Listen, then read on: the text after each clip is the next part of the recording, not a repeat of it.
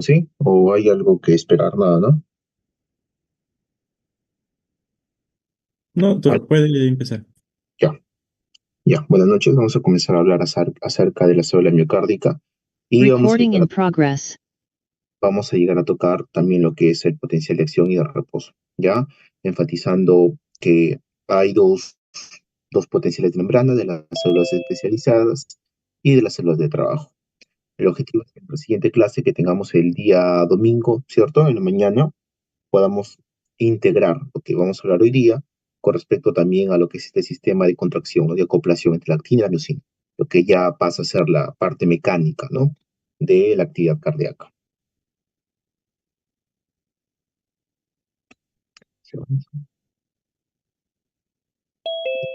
Con respecto a las células miocárdicas, sabemos que el corazón está constituido por células cilíndricas. El músculo cardíaco es un músculo estriado, pero que a diferencia del músculo esquelético, entonces nosotros sabemos que el músculo cardíaco es un músculo estriado y cuando hablamos de músculo estriado tenemos liso, tenemos músculo esquelético, músculo cardíaco. A diferencia del músculo esquelético, el músculo cardíaco es un músculo uninuclear, ¿cierto? Que tiene una característica especial que se va a comportar como un sinsitio que tiene discos intercalados, que estos discos intercalados van a tener características especiales que van a permitir que la contracción, la despolarización, pues se comience en una célula y continúe toda la ruta, ¿no?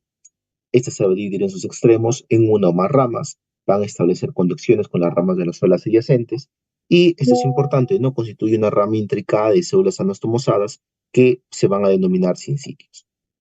Estas son las que podemos ver acá, como estos discos intercalados que vemos como estas líneas negras, oscuritas, que unen célula con célula, que al final van a terminar de unir, como vamos a ver en la siguiente clase, la unidad funcional que es el sarcómero, tienen ciertas características, ¿no? Que la vamos a ver en la siguiente diapositiva.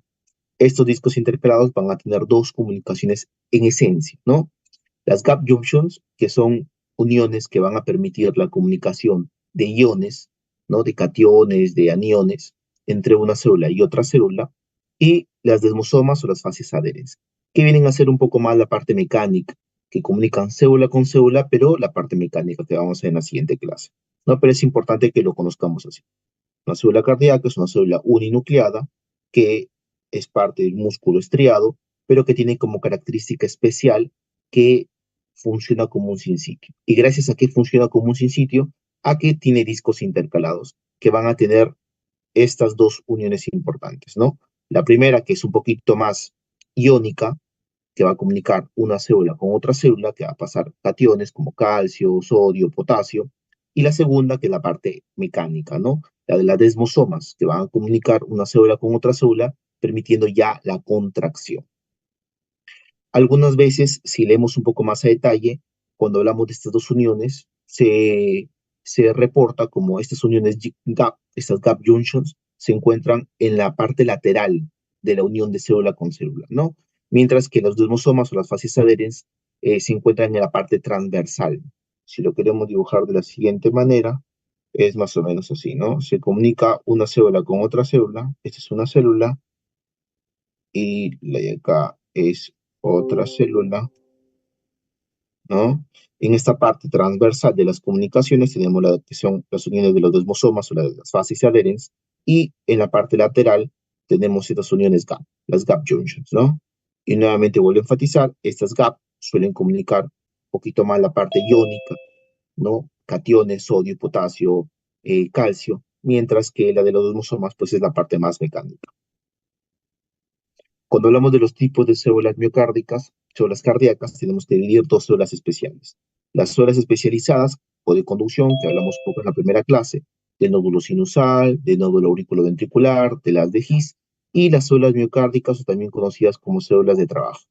Estas células tienen funciones especiales, como en la contracción y relajación, mientras que las especializadas, pues va a ser el automatismo, ¿no? El formar, el inicio, el impulso de la actividad eléctrica, que al final va a terminar de propagarse por el resto de células miocárdicas por esta función especial que tiene, ¿no? Que es ramificada como un sinsitio gracias a los discos intercalados. Las células miocárdicas están formadas por una fina capa muscular de paredes auriculares y una capa más gruesa en las paredes ventriculares, es decir, el miocardio.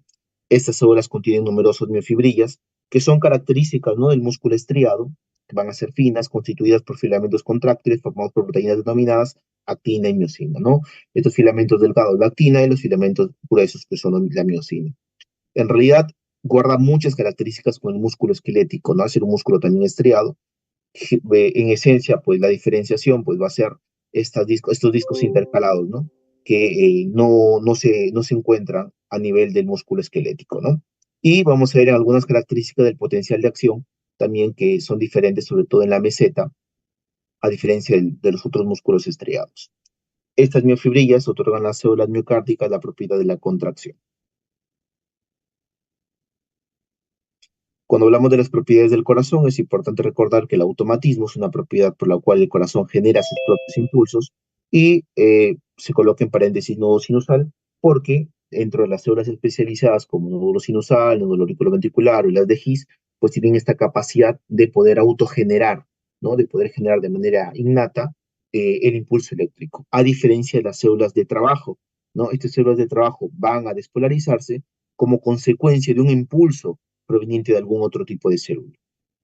El cronotropismo es la capacidad de aumentar o disminuir los latidos por minuto según la necesidad del organismo. El inotropismo se refiere a la fuerza de contracción de las fibras miocárdicas. El vasmotropismo es la capacidad de despolarizarse o de excitarse las fibras miocárdicas. Y el dromotropismo es la capacidad de conducción, ¿no? El usotropismo es la capacidad de relajación.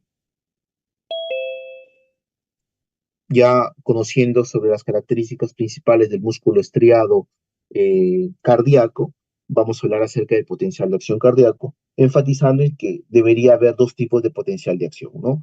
Uno de las células especializadas y el otro de las células de trabajo. Vamos a hablar un poquito sobre el equilibrio iónico, vamos a hablar un poco sobre esto.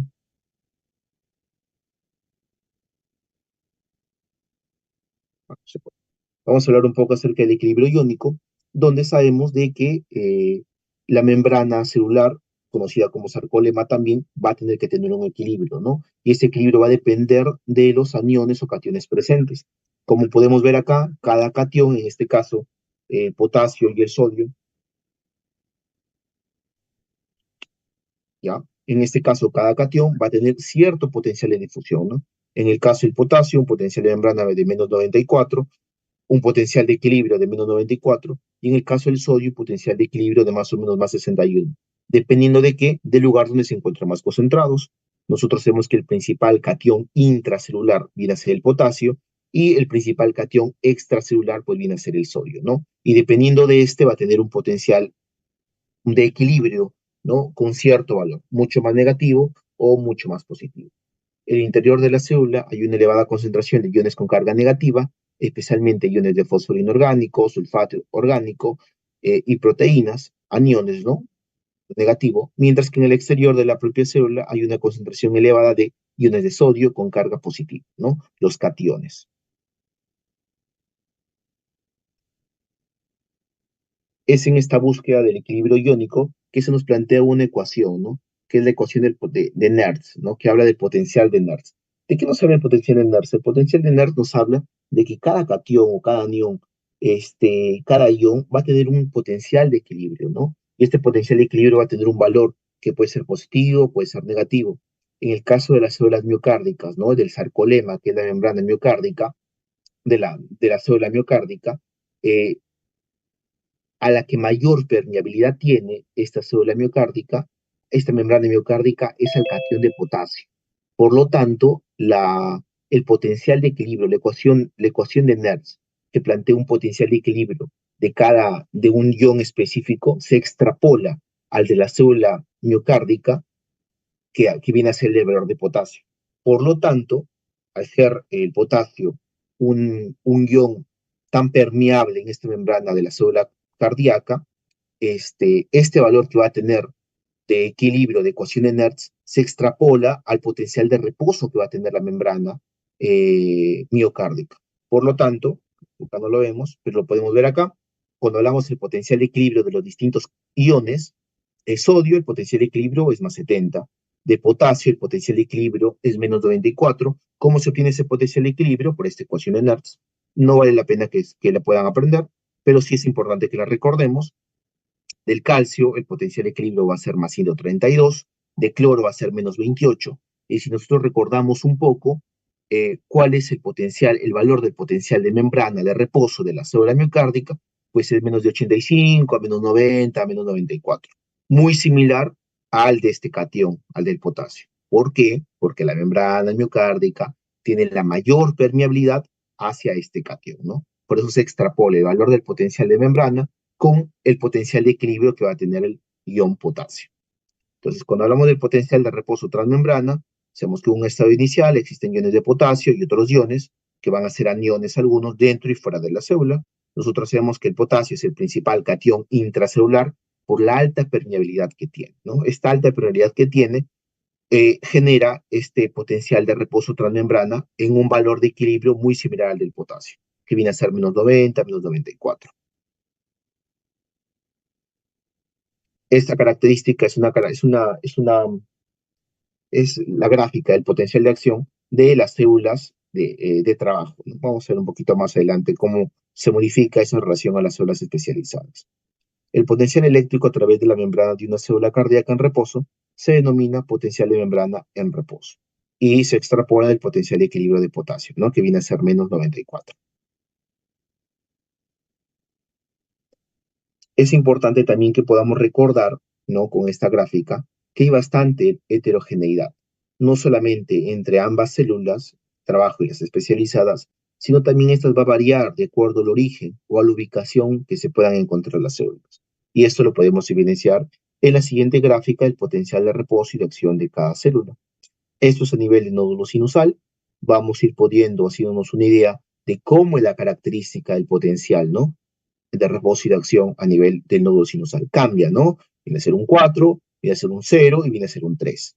A diferencia de las células atriales, ¿no? Donde es la gráfica prácticamente la que hemos visto acá, con 4 en su reposo, con 0, con 1, con una repolarización inicial, con una meseta y con una repolarización final o repolarización rápida y nuevamente el potencial de reposo, ¿no? Creo que estas dos grafican muy bien cómo son las diferencias, pero sin embargo podemos ver que dentro de las células especializadas, que son tanto la del nódulo sinusal como la del nódulo auriculoventricular, hay diferencias. Y fíjense acá, ¿no? Si bien si alguien lee un poquito más, pues va a saber de que estas células especializadas se las llama también como conducción lenta, pues hacen referencia a que esta fase inicial del potencial de acción, que es la fase cero, miren cómo es un poquito más lenta que la de las células de trabajo, ¿no? Que suele ser muy rápida, suele ser muy rápida. Entonces, por eso se las llama de conducción lenta, la de las células especializadas y la de conducción rápida. Pero miremos cómo incluso dentro de ambas de conducción lenta suele modificarse la característica de la despolarización de las distintas. Lo mismo ocurre con las distintas células de trabajo. A nivel atrial, fíjense cómo son las ventriculares y dentro de las ventriculares ocurre también diferencia de acuerdo a la ubicación. Epicárdicas, células M, muchas veces que se las conoce como las que se encuentran en la parte más interior del epicardio y la parte media del miocardio, las células M, como se modifica la meseta en este caso, fíjense en el endocardio cómo la meseta también se modifica, se corta un poco más que en las células M, y las de Purkinje de la misma manera, ¿no? Quizá con una meseta más larga, continúan con un inicio, una fase cero bastante rápida, pero la meseta y la repolarización final, o la fase 3 se termina modificando, ¿no? Eso hace referencia a la gran heterogeneidad que va a existir, tanto entre distintos tipos celulares como mismos tipos celulares, pero la ubicación. Lo mismo, hablando de la heterogeneidad, podemos ver ya cuantificado, ¿no? En los valores como potencial de reposo, como la del nódulo sinusal, tiene un potencial de reposo menos 50, menos 60, similar a del nodo auriculoventricular, menos 60, menos 70, cambia un poco, pero mínimo, y la de las células de trabajo, como las atriales, las Purkinje, las ventriculares, pues un potencial mucho más negativo, muy similar al potencial de equilibrio del potasio, pero que incluso si bien son similares, no son idénticas, ¿no? No son idénticas. Lo mismo pasa con la amplitud del potencial de acción y con la duración del potencial de acción, ¿no? Ya tratamos de comparar un poco mejor en una gráfica que permita que las identifiquemos de mejor manera, las células de trabajo y las células de los marcapasos. Nódulo sinusal, nódulo auriculoventricular y las de His, y las de trabajo atriales ventriculares, y con la diferencia, ¿no? Que dentro de las ventriculares, pues de acuerdo a la ubicación epicárdica, las células seme o las endocárdicas también pueden modificar. Pero en esencia van a cumplir con las mismas fases, que son las que tenemos que aprender, ¿no? Y memorizar y recordar, ¿no? Las fases. Con respecto a las características de las células de trabajo y su potencial y sus potenciales de membrana, tiene una conducción que va de 0,5 a 5 metros por segundo, milisegundos, un potencial de reposo que es bastante más negativo, de 85 a menos 90, un umbral para que se pueda iniciar el potencial de acción que es de menos 65 y una fase cero, ¿no? Que es la fase inicial de potencial de acción mucho más rápida y amplia. Por lo tanto, estas células se llaman células rápidas, ¿no? Mientras que lentas son estas porque esta fase cero es mucho más lenta y mucho menos amplia, ¿no?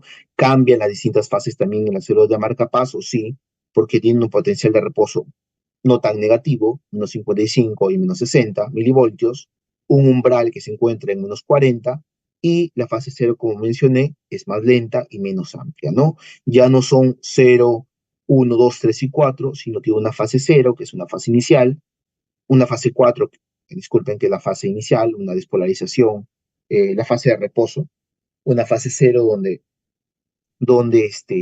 en la fase inicial perdemos o pasan desapercibidas por lo rápida que son y la corta que son en la fase uno y la fase 2 y pasamos directamente a la fase 3, ¿no? Y nuevamente la fase 4.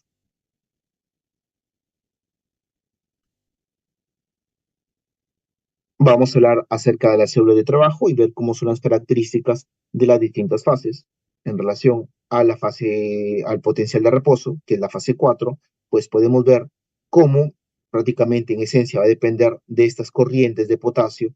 Cuando veamos en la diapositiva o leamos un poco que inicia, por ejemplo, en este caso con una letra I inicial, pues hace referencia a una corriente, intensity o current, lo llama así, ¿no? Intensity o current hace referencia a la corriente. Entonces, son una corriente de potasio que en esencia va a tener ciertas características, ciertos canales, ¿no? Como el canal de tipo 1, el KR tipo 2, KR tipo 3. Pero esa corriente de potasio pues va a ser lo que en esencia va a mantener el potencial de membrana en equilibrio, ¿no? Bastante negativo, en menos 96. ¿Cuál es el cation más importante en la fase 4, en la de potencial de reposo? Pues el potasio. Otro, otro, otro intercambiador que va a estar, que es importante acá, es este intercambiador sodio-potasio, ¿no? Que ingresa 3 sodios y retira 2 potasios, ¿no? Para poder mantener el potencial de reposo estable, ¿no? En menos 96, menos 90. Luego tenemos la fase cero, que en la fase cero ocurre una entrada rápida, ¿no? De sodio al intracelular por esta corriente rápida de sodio. Esta corriente rápida de sodio, cuando el umbral más o menos está en menos 65, permite que pueda iniciarse el potencial de acción. Permite que pueda iniciarse el potencial de acción. Y ahora la pregunta sería, igual más adelante vamos a ver, ¿no? Con respecto a las células especializadas, ¿qué es lo que genera que inicie el potencial de acción en una célula no especializada, en una célula de trabajo? ¿Recuerdan cuando mencionamos que dentro de la célula miocárdica existían desmosomas y uniones gap? Que los desmosomas eran la parte mecánica y que los gap eran estos canales que permitían comunicar célula con célula los iones, cationes o aniones. Pues el ingreso de cationes o aniones en este caso, que pueden ser de calcio, de sodio, con carga positiva dentro de la célula, pues va a permitir de que este menos 96 pues vaya ascendiendo, haciéndose un poco más positivo, hasta llegar a menos 60, menos 65, que es el umbral. Entonces, una vez de que alcanzamos el menos 60, menos 65, pues inicia la fase cero, que es con esta entrada rápida de este catión del sodio. Esto es totalmente diferente a las células especializadas, que por el automatismo que tienen y esta capacidad de poder generar este impulso eléctrico, no necesitan iniciar su potencial de acción por estas uniones gap que van a tener célula con célula, sino que lo originan ¿Por qué? Porque las células especializadas van a tener un potencial de reposo bastante inestable, bastante inestable. Esta corriente de potasio, ¿no? Con los canales de potasio 1, potasio 2, potasio 3, con este intercambiador sodio y potasio, van a mantener un potencial de reposo bastante estable, hasta que otra célula, que puede ser una célula especializada, se despolarizó, generó un potencial de acción por las uniones gap, pasa de célula a célula cationes como sodio y potasio y comienza a despolarizarse, ¿no? Esta célula de trabajo. Llega a menos de 65 y se aperturan estas corrientes de sodio, los canales rápidos, hay un ingreso bastante masivo marcado de sodio y que permite que la célula pues, pueda despolarizarse hasta positivizarse, ¿no? A más 52 milivoltios aproximadamente. Una vez de que ocurre esto, ocurre una repolarización precoz caracterizada por esta corriente transitoria de potasio, hito, ¿no? Donde aún tenemos algunos canales de sodio abiertos, pero en esencia ocurre ya esta salida de potasio para buscar nuevamente polarizar la célula, llevarlo al negativo, ¿no? Es bastante transitoria, pequeña, genera simplemente una muesca, un notch inicial como repolarización,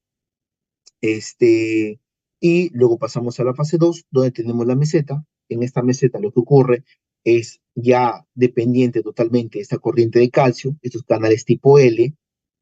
Son importantes que lo recordemos como tipo L porque vamos a hablar más adelante también los canales tipo T, estos canales tipo L y algunos todavía potasios que van a estar activados, que van a generar la salida de potasio. En esencia, en la fase 2 lo que va a ocurrir es una entrada marcada de calcio, una entrada marcada de calcio, que vamos a ver cuando veamos la siguiente clase, pues va a ser el punto de partida para que se activen los canales de rianodina a nivel de retículo sarcoplásmico, libere más calcio dentro de la célula y esta liberación dentro de la célula pues va a generar que se una a todo este complejo que vamos a ir conociendo. La troponina C genera que se libere la tropomiosina de la actina, este, la actina se va a poder unir a la miosina, va a generar este enlace de puentes, generando la contracción. Y esta contracción pues va a ser transmitida de célula a célula. ¿Por qué? Por estos desmosomas, ¿no? Que comunicaban una célula con otra célula, pero la parte mecánica. Entonces, en la fase 2, en la fase de la meseta, tenemos esta entrada marcada de calcio, sobre todo por esa corriente de calcio, por esos canales de calcio tipo L.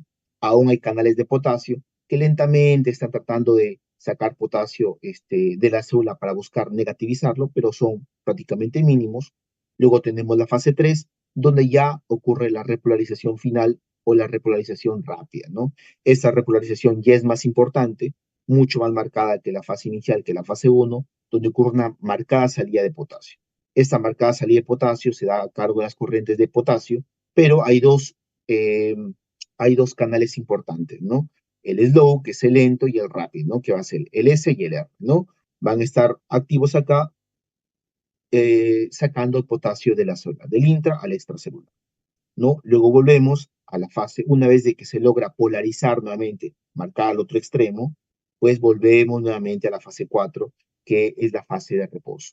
En esencia, gracias a que tenemos un potencial de reposo bastante estable, en la zona de trabajo tenemos un potencial de reposo bastante estable, gracias a este corriente de potasio subtipo 1, ¿no? Que va a permitir que constantemente mantengamos valores estables en menos 90, menos 96, también el intercambiador de sodio y potasio, pero en esencia es esta corriente de potasio con el subtipo 1. Aquí vamos a ver un poco más a detalle ya con gráficas. Tenemos la fase 0, donde tenemos, gracias a una entrada marcada de rápida de sodio, pues una despolarización. La despolarización, cuanto mayor es la amplitud de la fase 0, mayor será la velocidad de conducción o dromotropismo, la capacidad de conducir, ¿no? Que tiene esta fibra, que tiene esta célula cardíaca, directamente proporcional.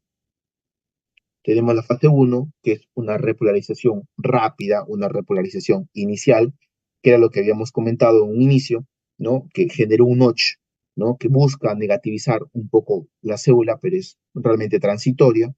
Esta corriente rápida de potasio es importante en un síndrome que se llama Brugada, ¿no? Donde este hito está sostenido, pero hay una alteración en los canales de sodio. Hay subtipos de hito que realmente no vale la pena recordar. Su activación ocurre en un rango de -10 a +30 milivoltios. Luego tenemos la fase 2, la meseta o el domo, una parte bastante importante para la contracción. Por lo tanto, podemos ir infiriendo que la contracción es dependiente de calcio. La contracción de la célula miocárdica, el corazón, pues va a ser bastante dependiente de calcio. A nivel de estos canales de calcio tipo L, ocurre una entrada masiva de calcio, nuevamente lo repito, masiva de calcio. Esto va a generar que se activen los receptores de reanodina a nivel reticosarcoplásmico, que va a generar mayor salida de calcio dentro del intracelular. Esta mayor salida de calcio en el intracelular permite, mediante la unión del complejo troponina, actina, miosina, que ocurra la contracción, ¿no? La parte mecánica. El encaje de superficie con respecto al segmento ST. Acá tenemos dentro de la fase 2 algunas características que vale la pena recordar. Estamos hablando de la meseta, donde ocurre una entrada marcada de calcio, pero hay tres cationes que van a estar involucrados acá, que vale la pena recordar. Lo primero, que si nos encontramos en la fase 2, pues tenemos un cierre, no total quizá, porque nunca existen los cierres totales aún todavía, hasta que lleguemos a la fase 3, a la mitad de la fase 3, pero sí veíamos acá como la fase 0 hay una apertura de los canales de sodio, disculpen, canales de sodio, pero cómo estos se van a ir cerrando gradualmente cuando nos encontremos en la fase 2 en la meseta. Entonces, acá fue la apertura máxima, lograron ingresar sodio, pero estos se van a ir cerrando. Y conforme se van cerrando, y estamos en la fase 2, se van a ir aperturando los canales de calcio para el ingreso del extra al intracelular. Entonces se van aperturando los canales de calcio y el otro cation que tenemos presente es, que recordamos que en la fase 1 había una salida transitoria de potasio, esta es la salida transitoria de potasio. Cuando nos encontremos en la meseta, que es en la fase 2, se reduce, se reduce esta salida de potasio. Por eso es que en esta fase 2 es importante recordar que también va a haber canales de potasio abiertos, que van a estar tratando de polarizar la célula, de llevarlo al positivo, al negativo, con la salida del intra al extracelular, pero eh, hay una reducción bastante marcada, hasta que, hasta que pase esta fase 2 y se cierran los canales de calcio que permitían el ingreso y se aperturan en la fase 3 de manera marcada esos canales de potasio para poder excretar el potasio del intra al extracelular. La fase 3, que consistía en la repolarización rápida, que es la repolarización final, pues tenemos acá, ¿no? Hay corrientes de potasio, en esencia son dos canales, los rápidos y los lentos, que van a generar una marcada salida de potasio, para polarizar la célula. Polarizar, hacemos referencia a los dos extremos, o polarizo de manera positiva o polarizo de manera negativa. Acá la repolarización hace referencia a una polarización negativa, ¿no? Buscando el potencial de equilibrio de membrana, que es su potencial similar o idéntico al potencial de equilibrio del potasio, ¿no? ¿Por qué el potasio? Porque es el cation que tiene mayor permeabilidad con la célula miocárdica. Entonces, trata en la fase 3 de polarizar o de repolarizar nuevamente la membrana miocárdica, excretando potasio del intra y la extracelular, y llegamos a la fase 4, que es el potencial de reposo que va a tener la zona. -85, -90, -95, ¿no? Gracias a que, en esencia, a esta corriente de potasio, ¿no? Su tipo 1, que siempre trata de regular los niveles de potasio del intra al extracelular. Acá tenemos en la fase 3 de la repolarización los cationes, el nombre del canal, el rápido o tardío y el de ingreso el lento, ¿no? Slow o lento, ¿no? El lento, el rápido, el lento y un rectificador de ingreso intenso.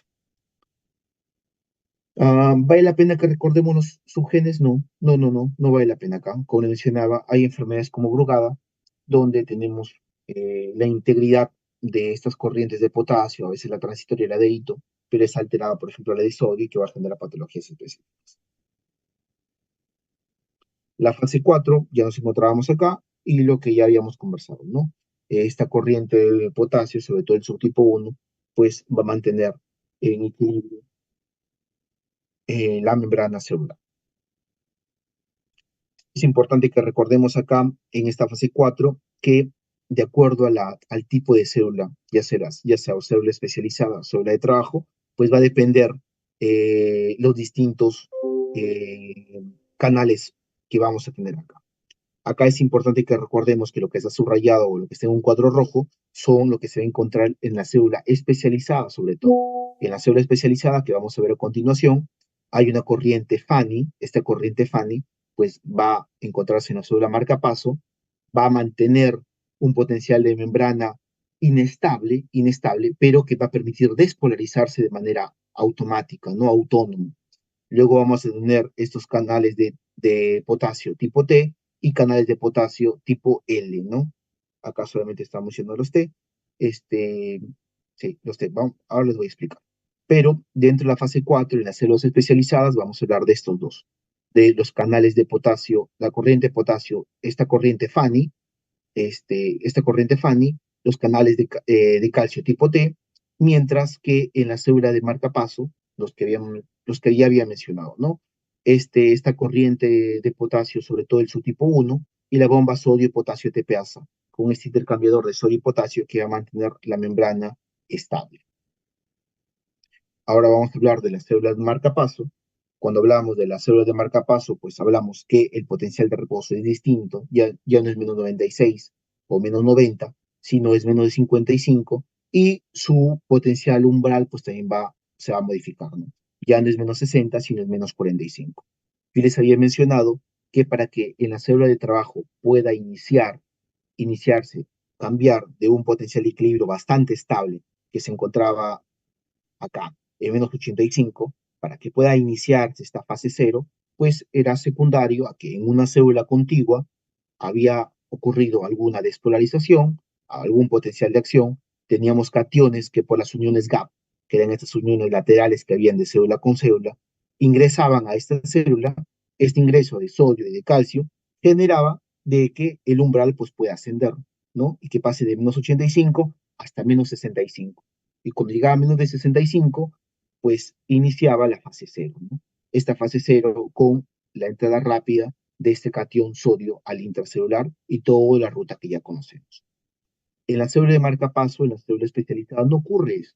El potencial de acción no cambia, el potencial de membrana no cambia o no se activa por una unión gap, por estos discos intercalados. Ocurre y nace en la propia célula especializada. ¿Cómo? Recordando que, que este potencial de reposo es bastante inestable. Es bastante inestable. Por eso se conoce que muchas veces tiene despolarizaciones espontáneas, ¿no? Estas despolarizaciones espontáneas, ¿de qué van a depender? A que ocurre tenemos una corriente Fanny. Esta corriente Fanny pues va a permitir, eh, lo vamos a ver acá, lo vamos a ver, ah, no lo tenemos acá,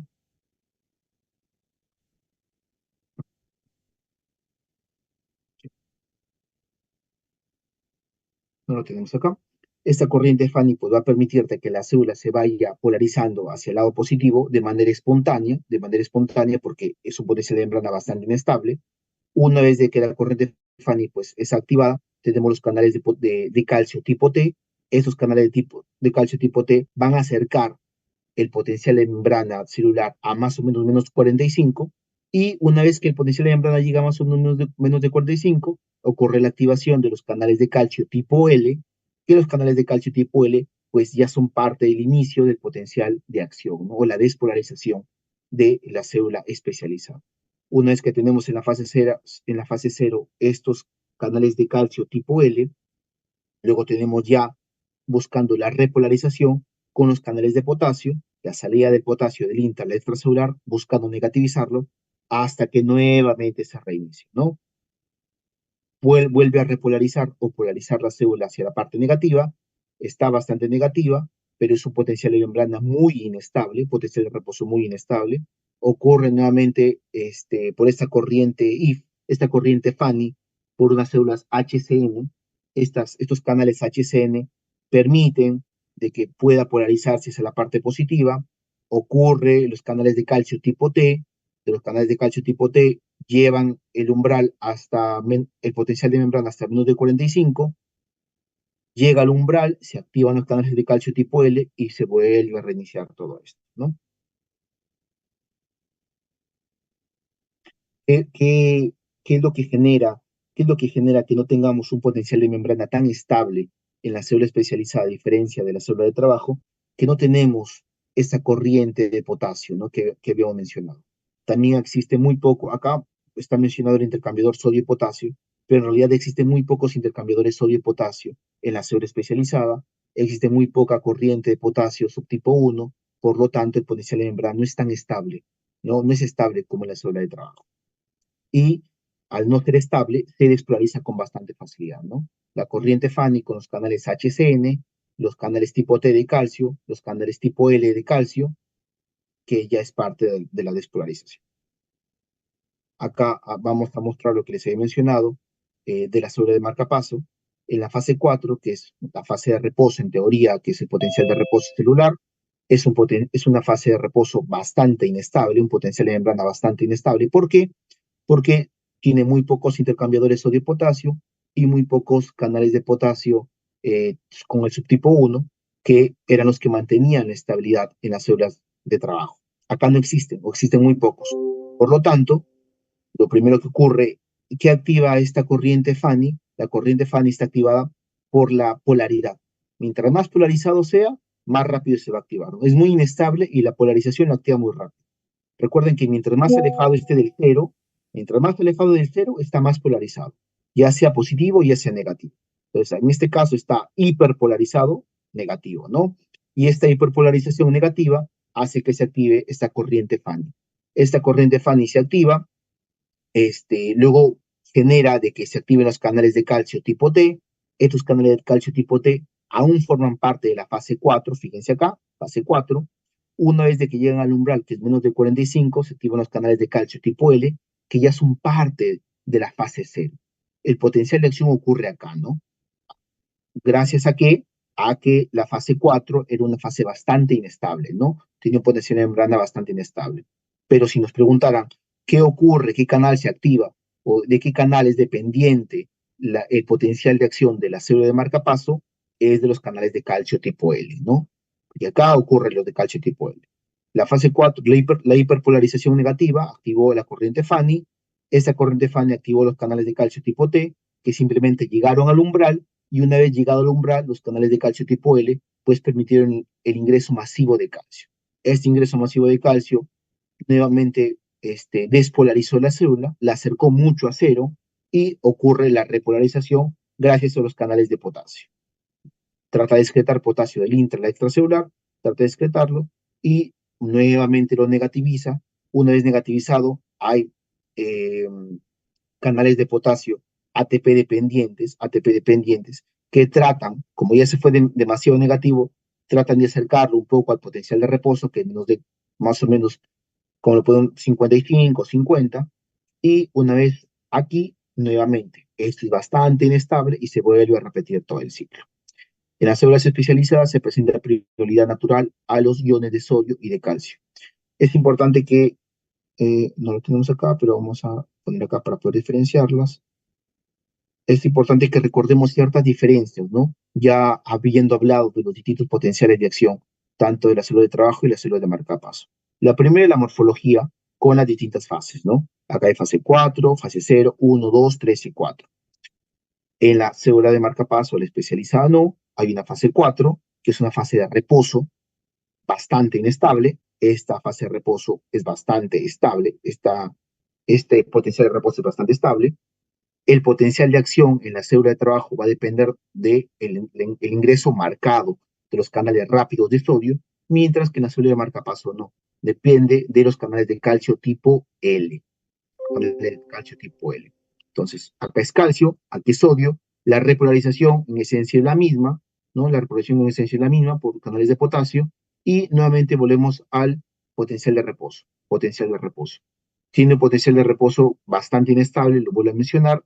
¿Por qué? Porque no tenemos estos intercambiadores de sodio y potasio, ni tampoco muy poca corriente de potasio subtipo 1, ¿no? Eso hace que a esto le dé estabilidad y al no tener tantos canales, le quita la estabilidad y le permite que despolarizarse de manera espontánea.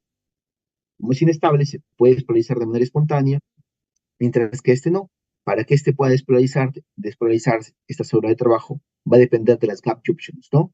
Estos discos intercalados que en la parte lateral tienen unas uniones gap, que permitían el ingreso de calcio, de sodio, después de que la célula de marcapaso se haya despolarizado y haya ocurrido todo este cambio de cationes, ingreso de calcio, se transmite estos cationes por estas uniones gap a una célula de trabajo. Esto que estaba bastante estable, como ingresó cationes positivos, llega a menos de 65, llega al umbral y se comienza a activar, ¿no? Pero no se activa de manera espontánea, a diferencia de la célula especializada o la célula de marcapaso. Entonces, tenemos acá, ya hablamos de las células de marcapaso, ahora vamos a hablar de los periodos refractarios. Cuando hablamos de los periodos refractarios, que en esencia son dos, dependiendo de las definiciones que podamos tener, lo más utilizado es periodo refractario absoluto y periodo refractario relativo. También hay periodo refractario efectivo y periodo refractario efectivo y periodo refractario, se me fue ahora el nombre, ¿ya? Pero en esencia son estos dos, el absoluto y el relativo. Cuando hablamos del periodo refractario absoluto, hablamos desde el inicio, ¿no? Desde la fase cero hasta la mitad de la fase 3, ¿no? La mitad de la fase 3. Y el relativo, pues va a ser de la mitad de la fase 3 hasta la fase 4, ¿no? Que es el potencial de reposo. ¿Qué es importante recordar con respecto a los periodos refractarios? Que muchas veces pensamos que el periodo refractario va a depender de la célula miocárdica, ¿no? Y de cómo se está comportando. Pero no, en esencia, el periodo refractario va a depender de los canales, de estos canales que hemos comentado acá, de eso va a depender el periodo refractario. Mientras los canales, en este caso, en una célula especializada, ¿no? En una célula de trabajo, que es esta gráfica, los canales de sodio se encuentren inactivos, si los canales de sodio, que son el punto de apertura para una despolarización, se encuentran inactivos, no va a poder ocurrir por mayor que sea el impulso eléctrico, un nuevo potencial de acción, ¿no? Una nueva despolarización, ¿no? Mientras que en el periodo refractario relativo, si bien aún pueden existir canales inactivos de sodio, ya hay algunos canales activos. Y por lo tanto, si existen algunos canales activos, va a poder ocurrir, un, si el estímulo es el adecuado, un nuevo potencial de acción, ¿no? Entonces, bajo ese concepto vamos a analizarlos. Entonces, si yo hago referencia a que en el periodo refractario absoluto, por más intenso que pueda ser el estímulo, ¿no? Por más intenso que pueda ser el ingreso de cationes por estas gap junctions a esta célula, a esta célula de trabajo, por más intenso que sea, no se va a poder despolarizar, ¿no? No va a poder haber un nuevo potencial de acción. ¿Por qué? Porque los canales de sodio se van a encontrar inactivos. Todos se van a encontrar inactivos, por lo tanto, no puede haber un nuevo potencial de acción. Mientras que en el periodo refractario relativo, es relativo, ¿por qué? Porque hay algunos canales de sodio que ya se van a encontrar activos. Si bien todos no se encuentran activos, ¿no? Porque en el potencial de reposo, todos los canales de sodio se encuentran activos, ¿no? Se encuentran hábiles de poder activarse. Entonces, aquí no. Acá algunos canales todavía se encuentran habilitados y unos no se encuentran habilitados. Pero esos pocos que se encuentran habilitados, si ocurre un estímulo lo suficientemente intenso, logra habilitarlos. Y por lo tanto, podría haber un nuevo potencial de acción. Pero sin embargo, como no todos los potenciales se encontraban habilitados para poder permitir el ingreso de sodio, la despolarización o el nuevo potencial de acción que se va a llevar a cabo en este periodo refractario relativo no va a tener la misma intensidad que el potencial de acción que lo antecedió, ¿ya? Entonces no es lo mismo un potencial de acción que ocurre acá cuando la membrana se encontraba en reposo que un potencial de acción que va a ocurrir cuando se encuentra en un periodo refractario relativo, ¿ya? Eso es importante que podamos recordar. ¿Cuál es la importancia de los periodos refractarios? Que en el periodo refractario absoluto, pues es imposible que pueda ocurrir un nuevo evento. Pero si ocurre en el periodo refractario relativo, ocurren este tipo de eventos. Fíjense acá, ¿no? Imaginemos que acá estamos en la fase 3, la fase de la mitad hacia adelante. Ocurre un estímulo lo suficientemente intenso para poder generar un nuevo potencial de acción. Pero como había mencionado, fíjense esta pendiente que era bastante rápida, que era la fase 0, no puede ocurrir de la misma manera. Es una fase 0 mucho más lenta, ¿no? No tan, no tan, no tan prominente como la inicial, ¿no? Totalmente aberrante. ¿Por qué? Porque no todos los canales de sodio se encuentran habilitados, ¿no? Hay algunos que sí, hay algunos que no. Por lo tanto, la despolarización pues va a ser diferente, ¿no? Va a ser diferente, va a ser totalmente diferente. Fíjense con este, hasta que puede ocurrir un potencial de acción que ocurre desde un potencial de membrana en reposo. Cuando ocurre una despolarización en un potencial de membrana en reposo, pues nuevamente, ¿no? Es bastante intenso, bastante marcado, la fase cero, muy similar a la anterior, ¿no? Eso es importante recordar. ¿Y por qué es importante que podamos evitar que ocurran este tipo de potenciales de acción en un periodo refractario? Porque este periodo refractario también se conoce como periodo refractario, periodo vulnerable, ¿no? La célula, la membrana se encuentra vulnerable a que pueda despolarizarse. Pero como todas las células se encuentran preparadas para una despolarización, puede desencadenar algún tipo de arritmia, ¿no? Taquicardias ventriculares, fibrilaciones ventriculares, mecanismos de reentrada, pueden ser ocasionados porque se despolarizó cuando la célula no estaba completamente preparada para despolarizarse, ¿no? Algunos canales sí, algunos canales no. Fue el estímulo muy intenso, se despolarizó, pero puede desencadenar arritmias que pueden llegar a ser mortales. Los periodos refractarios, el tiempo que transcurre entre el inicio de la despolarización y el final de la repolarización, inicio y final de la repolarización, se divide habitualmente en periodos en los que la célula cardíaca pueden ser estimuladas o no pueden ser estimuladas. En el periodo refractario absoluto no puede ser estimulada por nada del mundo. En el 2, que es en el periodo refractario relativo, dependiendo de la intensidad del estímulo, puede llegar a ser despolarizada, pero ¿de qué va a depender? No va a depender de la célula cardíaca, de qué tipo de célula o de la ubicación, no. Va a depender del estado de los canales. El periodo refractario ventricular y auricular suele ser distinto con respecto a la duración. Se van a denominar los dos que ya sabemos, absoluto y relativo, y ambos pues es el periodo refractario. El absoluto comienza con el inicio de la fase cero y finaliza hacia la mitad de la fase 3, mientras que el relativo se extiende a lo largo de la mayor parte de la segunda mitad de la fase 3. Ocupa más de los dos terceras partes del periodo refractario. Las células cardíacas no pueden ser estimuladas para la despolarización y no pueden contraerse y las células del sistema de conducción no pueden transmitir el impulso. Mientras que en el relativo, durante este periodo, las células cardíacas pueden ser estimuladas por la despolarización siempre y cuando el estímulo tenga una intensidad suficiente. Y recordemos que por más que logre despolarizar, no tienen las mismas características que un potencial de acción que ocurrió cuando la membrana se encontraba en reposo. Este periodo también se denomina periodo vulnerable de la repolarización. ¿Por qué vulnerable? Porque puede dar pie a que puedan existir arritmias que puedan resultar mortales.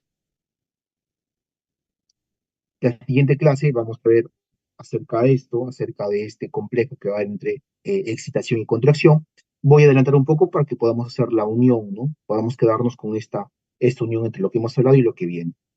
Comentamos de que en este caso teníamos eh, el calcio en la fase 2, ¿no? O en la fase cero, de acuerdo a la célula de la cual nos estamos refiriendo, ocurría la entrada de calcio al intracelular, teníamos receptores de rianodina, que en el retículo sarcoplásmico permitían, al ser activados, la salida marcada de calcio. Esta salida marcada de calcio se unía a este complejo de troponina C, que se encuentra unida a la actina, y al unirse a la troponina C permitía que la tropomiosina pues pueda expresar estos lugares de unión entre actina y miosina. Ocurría la contracción en el sarcómero, que es la unidad funcional contráctil del corazón. Esta contracción, una vez habiendo ocurrido, teníamos que pasar a la relajación, que es ATP dependiente. Acá no tenemos los receptores de ATP, pero la relajación que era ATP dependiente generaba de que se pueda liberar la miosina de la actina y ocurría liberación de calcio. Este calcio que se había unido a la troponina C se liberaba, era recaptado hacia el retículo sarcoplásmico por estos receptores cerca, que acá no se mencionan, pero acá se hace referencia al ATP, ¿no? Probablemente acá está un receptor cerca, permitía el ingreso y la recaptación de calcio, permitía también la salida de calcio hacia el extracelular por un intercambiador sodio-calcio, este ATP también que intercambia moléculas de potasio con sodio, nuevamente el ATP que permite la excreción del calcio del intracelular y generaba la relajación, ¿no? Entonces, si queremos ir recordando algo a grandes rasgos que deberíamos ir fijando, la contracción es dependiente o sístole es dependiente de calcio, mientras que la relajación es dependiente de ATP, ¿no? Otra cosa que tenemos que recordar es que de acuerdo a la característica del potencial de las células cardíacas, en las células de trabajo la desplorización pues va a depender de sodio, mientras que las células de marcapaso pues va a depender de calcio. No sé si tienen alguna duda, muchachos, sobre lo que es potencial de reposo y potencial de acción.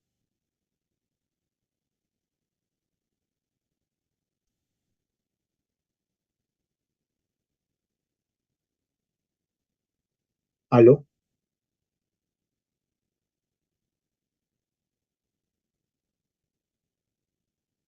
¿Aló? No, doctor, todo claro. ¿Sí?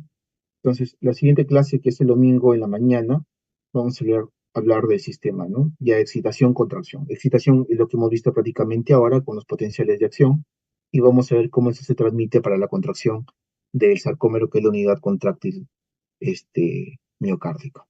¿Sí?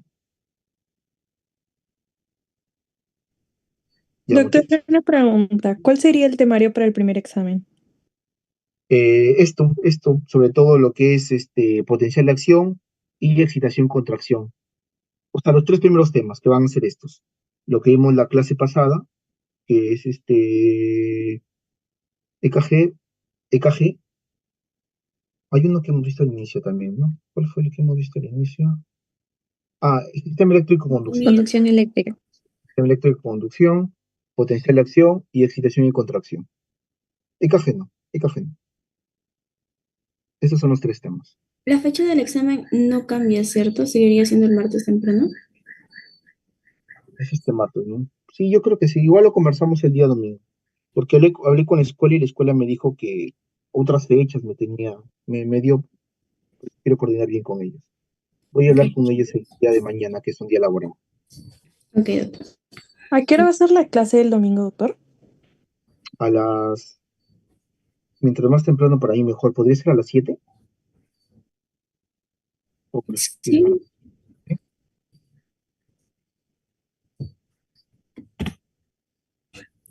Miren, coordinen ustedes, 7 o 8. Yo no tengo ningún problema. ok. ¿Ya? Y su compañero ya Wendell me termina de confirmar. Porque sé que algunos quizá viven aquí en Lima y para que vayan, pues, para llegar a las 7 tienen que salir muy temprano.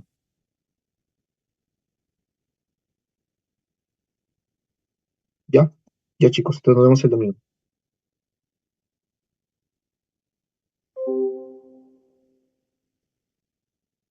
Record.